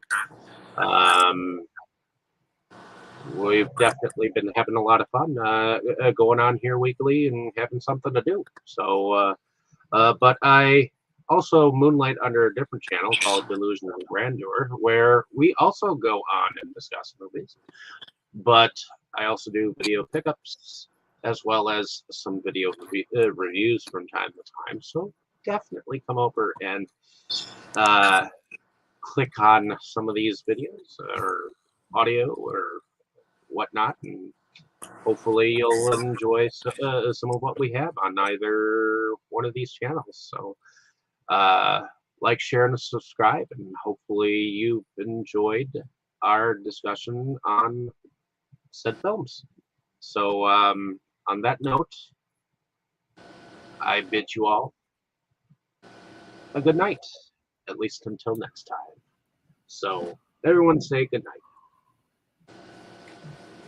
Good Good night. You'll